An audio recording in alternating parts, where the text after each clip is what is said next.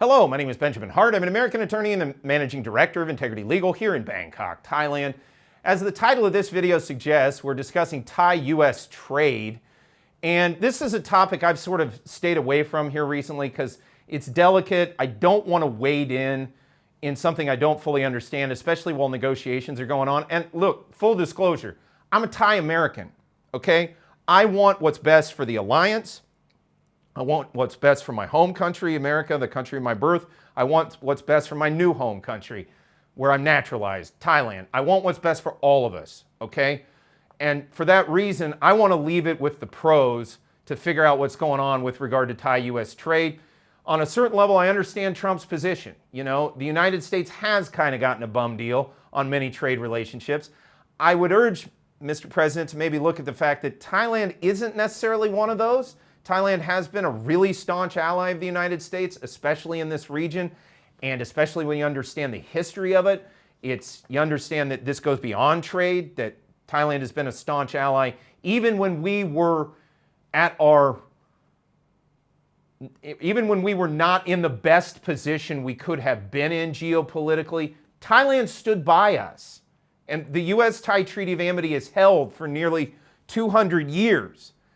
I think it's important to note that, you know, and in many ways, America helped Thailand, especially in the aftermath or coming out of the so-called colonial era.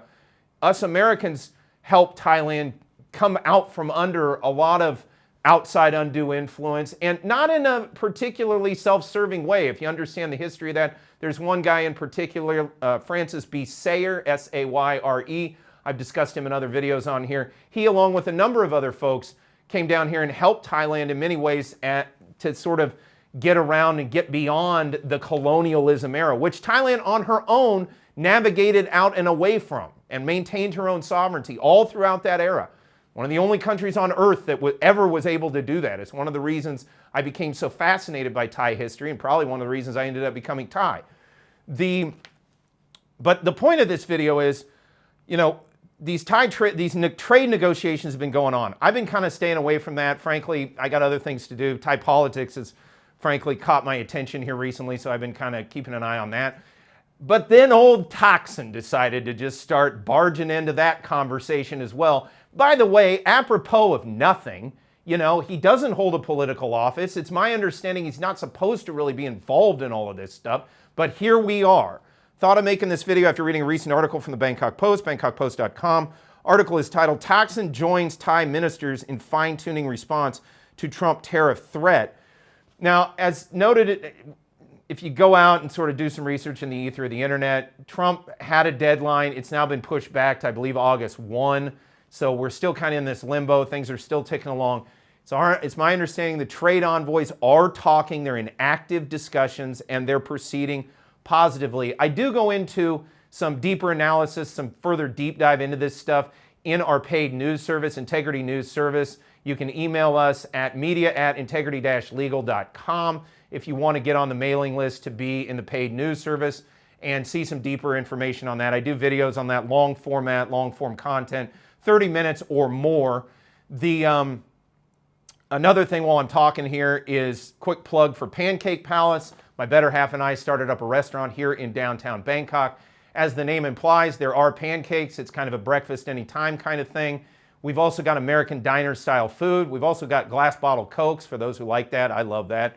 But we've got cheeseburgers, hamburgers, chili bowls, buffalo wings, pork chops, all of that good stuff. If you're interested, Pancake Palace, link in the description below. That said, quoting directly from this article from the Bangkok Post, Thaksin Shinawatra, the de facto leader. Really, Bangkok Post? Can you stop with this? I'm kind of mad at the Bangkok Post and the coverage of Thaksin directly because they seem to be kind of implicitly adding some luster or something to it. He's not the de facto leader of Pheu Thai. Or maybe I should say he shouldn't be. It's my understanding he's not supposed to be involved with politics. He came back, supposedly served his prison sentence. That's being adjudicated now, as we've discussed in other videos. You know, his hospital stay there seems to be questions as to whether that was warranted, and he may have to go back and redo that. We'll see. But it's my understanding that the sole reason for him to come back was to not be involved in politics. And as I've discussed at length in other videos, for people that don't really get this, everybody from across the political spectrum here in Thailand bent over backwards in 2023, and frankly the last 2 years, to accommodate him and to try to bring everybody together and reconcile so that we can put roughly the past 20 years behind us all. You know, and that's what we're trying to do. And let me be clear, I've lived here through the turmoil that he contributed to, directly in some cases.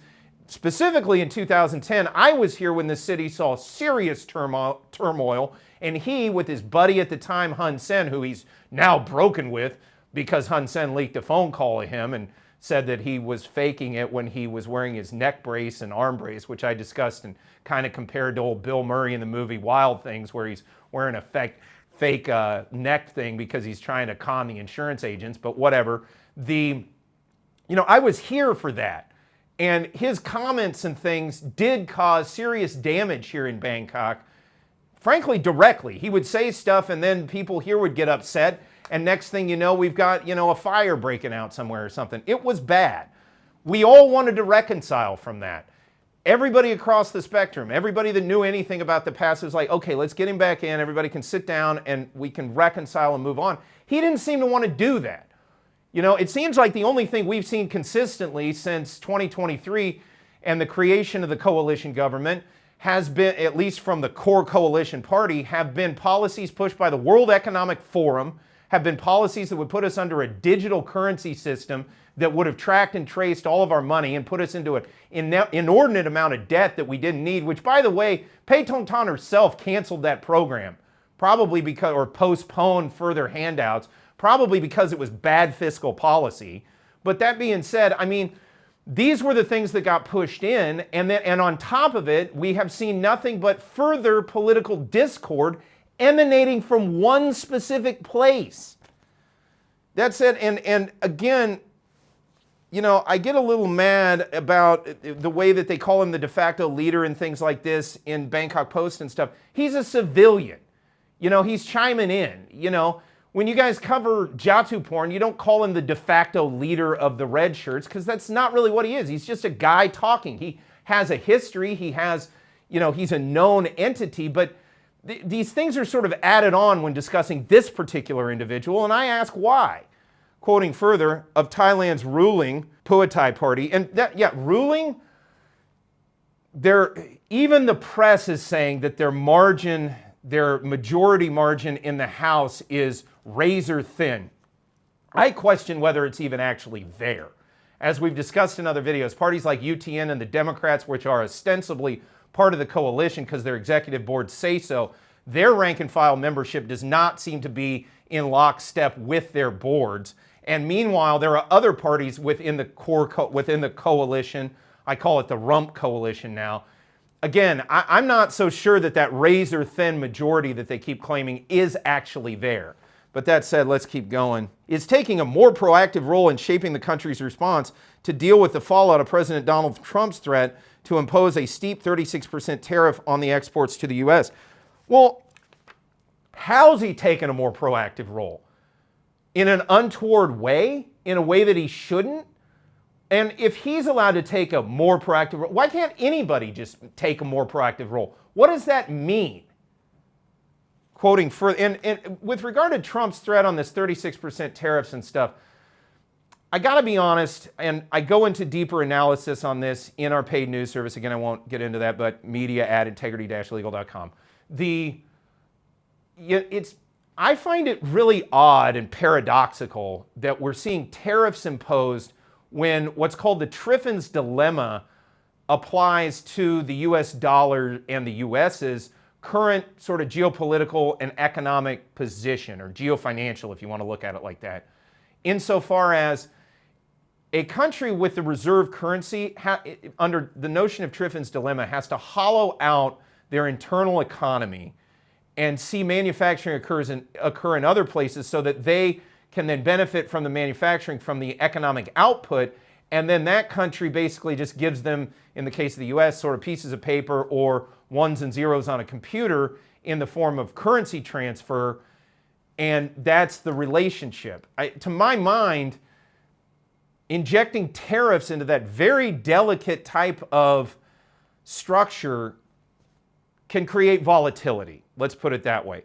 Now, again, it's my understanding Thailand and the US are talking this out, and they have been, and there have been constructive dialogue. I think it's hopeful and telling that the deadline for Thailand has been pushed back, notwithstanding Trump's bluster. And look, when you understand how Trump negotiates and Trump's negotiating style, negotiating strategy, these are the things he does. So when he is saying, oh, 36%, let's see what the final deal looks like. This is part of his initiative, part of his negotiating style to come to a deal. The Thais do things kind of differently. I think it will ultimately work out. We've got 200 years of a great working relationship. I have, frankly, no doubt that it will ultimately, some sort of deal will be struck that will be mutually beneficial, or at least something that both sides can live with. Quoting further, but with all that said, I don't see what Thaksin's got to do with any of this. Quoting further, Thaksin, father of the suspended Prime Minister Paetongtarn Shinawatra. Yeah, that's another one. Yeah, he's the father of her. Do we ever hear about the father of any other prime ministers, suspended or otherwise? Quoting further, participated in a high-level meeting in Bangkok on Friday that included senior economic advisors and the ministers of finance and commerce. Again, why? Quoting further, the agenda included finalizing additional concessions to offer Washington in a bid to reduce the proposed tariff and formulating measures to shield domestic industries and farmers from the potential economic impact, according to local media reports. And the other thing is they say, well, he was a great businessman and things.